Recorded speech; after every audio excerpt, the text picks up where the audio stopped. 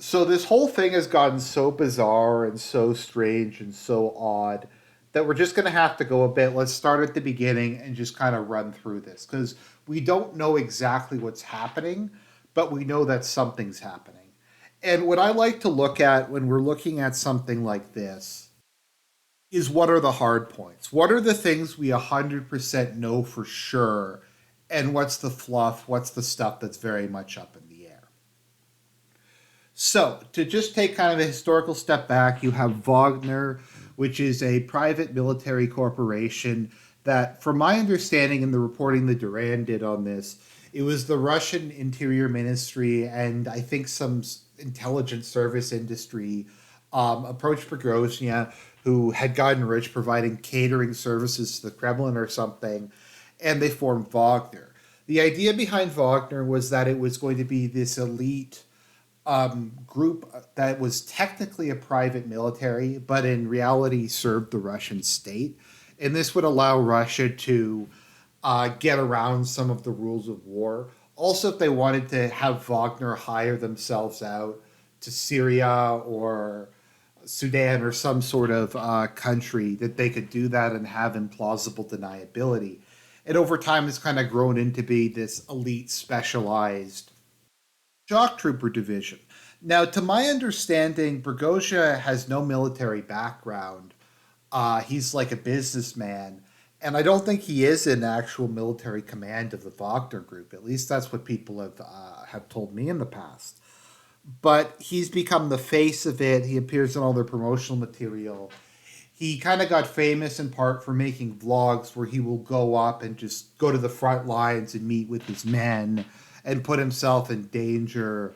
And from everything I've heard, the Wagner men love him, and a lot of the Russian soldiers have a lot of respect for him. A lot of them probably think he's a traitor and a blowhard, but compared to a lot of officers, and from my understanding, what I've heard, especially in the Russian army, this is more common.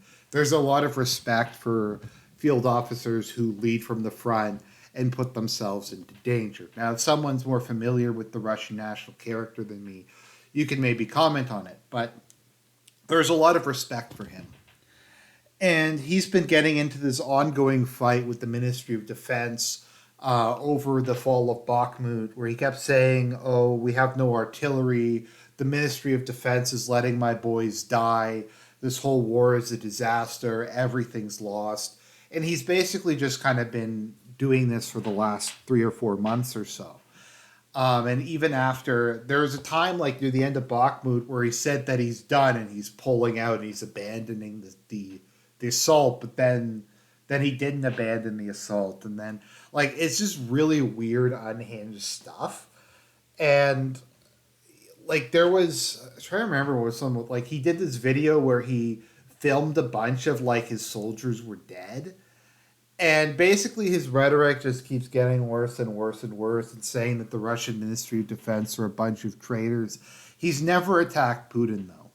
To the best of my knowledge, he was on good terms with Putin, which is why he was allowed to start a private mercenary army. And even going into this current drama, he has been careful to not directly attack Putin, but much in the same way as like the czars of old, saying the defense minister and the people around Putin are um, misleading him. He's also said that the invasion of Ukraine was a mistake and stuff like that. Now, a conspiracy theory I've heard is that NATO Ukraine has gotten to him and they've promised him something, or he's alienated so many people in Russia he's just decided to roll the die. I don't know if that's true or not, but that's kind of an interesting theory. I mean, this whole thing is so insane. Who knows? That could be the case. Anyway, so Prigozhin has been having his escalating war of words with the Ministry of Defense. Today, he declared basically war against the Russian Defense Ministry. He announced that they completely mishandled this war, that tens of thousands of young Russian men had died due to their incompetence, and that he was going to have a march of justice where he was going to take the Wagner group and march on Moscow. At least that's how it sounded. So people weren't really sure what was going on. Like, is this a military coup? Is this a civil war? Because keep in mind, Wagner is still in Ukraine. It's nowhere near Moscow or St. Petersburg. I mean, to get there, I don't even know how they get there. I guess they could drive there. It's a long ways away. And to the best of my knowledge, I don't think Wagner has any air support. So Wagner doesn't have air support. I don't know if they have tanks or not. I've heard conflicting things about that. But how are they going to get resupplied? How are they going to get reinforcements? How are they going to deal with the Russian army having air support and stuff like that? It's all very weird, but for like the first couple hours, we heard all these rumors like Wagner was attacking this, Wagner was not attacking this. There was violence in Moscow, there was violence all over the place. And video after video came out, and it was like fake footage, or it was old footage, or it was just the most incoherent footage that no one like could even tell what it was supposed to be. But it does look like we've gotten some confirmation that something's happening in Rostov, which is a Russian province and city near the border with Ukraine. Prigozhin has been issuing audio statements pretty much every hour, basically just continually escalating the conflict, saying that he's going to liberate Russia. He's also claiming that the Russian army is throwing down their weapons and joining him. All the confirmation we've really got is that the Russian security services has announced, put a warrant out for his arrest and told his men to capture him, stating that he's fulminating or carrying out armed rebellion against the Russian state. There's also been warnings issued in the Rostov and surrounding regions. Don't go to the city center. There's footage of what appears to be Wagner troops capturing the headquarters of the Southern Military District. Something's going on. The problem is Russia's at war, and the war is on their border. So it's pretty normal, I would imagine, to see tanks being driven about and military convoys and soldiers on leave or whatever. But I don't think Wagner has their emblems on everything, because that would make it really easy for the Russian army to kill them. So we have this scenario where you have all these people sending in videos of tanks and stuff. And it's like, is that Wagner? Is that Russian army? Is that from today? It could be from any time. A lot of this footage can be from anywhere. But as much as we can confirm, the ISB, the Internal Security Bureau, or whatever it stands for, has issued an arrest for Prigozhin. There is something involving an armed uprising happening, and Rostov, there's something going on there. I haven't seen any actual conclusive evidence that shots have really been fired en masse, or that like there has been large scale fights between the Russian army and Wagner. And this kind of brings us into the speculation part of this. So what do we know for sure? We know that Prigozhin has been doing this for months. We know that it appears that something is happening militarily, that Wagner or some other similar military group has left Ukraine and has started to occupy territory within Russia, as Prigozhin has made claims about how they're going to march on Moscow and free Russia. The thing, though, that's like the most weird about this is, where is Putin? Why hasn't he come out and said anything? Why hasn't he issued a state of emergency? Why hasn't he said that Prigozhin is a traitor and called upon all Russians to take him down? Like, something's going on here. I mean, Putin's a smart guy. You can say a lot of things about Putin, but he's a smart guy. He's not stupid.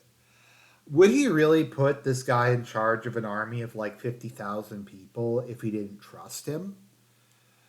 It just seems really weird. Also, I don't know how Prigozhin, if he even thinks he's going to take power, unless he has a large swath of the army behind him, and this is something that's been going on for months. I also don't know if he wants to take power from Putin, or he wants to restore Putin. I mean, who knows? This could even be a self-coup. Like, Prigozhin could be working with Putin to overthrow the rest of the Russian government and cement Putin's grip on power, removing whatever remaining checks and balances are still in place. I mean, we really have no idea. Like, he could have his own agenda. He could be working with Putin. He could be working for some like far right Russian group. He could be working for NATO and Ukraine. We really have no idea what his motivation is at this point in time.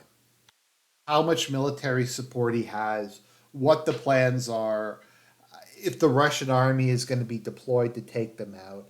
And of course, there's the question, what's happening with the whole Ukraine situation?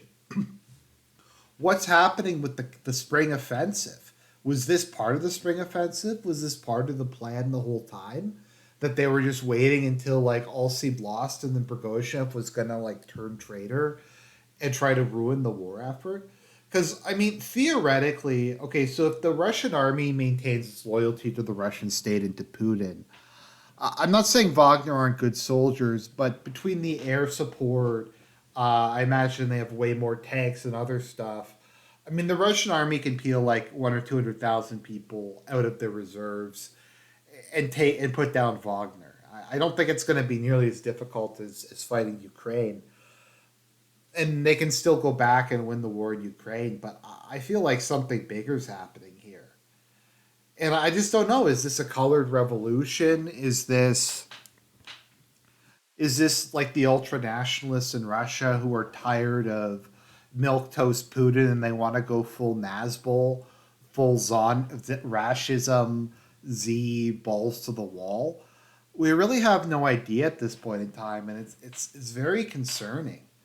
Um, I guess we'll find out maybe more tomorrow, but the general lack of anything from the Russian state, the lack of Putin, an appearance from Putin, or I don't think any of the senior Russian government officials, you really got to wonder what's happening behind the scenes. Um, who's involved in this and like what? Is it a coup? Is it a civil war? Is it Prigozhin throwing a fit and pulling something like the guy did in what's his name, Sloan in Bioshock Infinite? I don't know. We're gonna have we'll find out sooner or later. But all I know is this thing is wild, and it's gonna get crazier before it gets saner. I just figured I'd do an update video since it's getting pretty late here, and most people in the Western Hemisphere have probably gone to bed. So we won't really know until tomorrow morning for us what's even happening.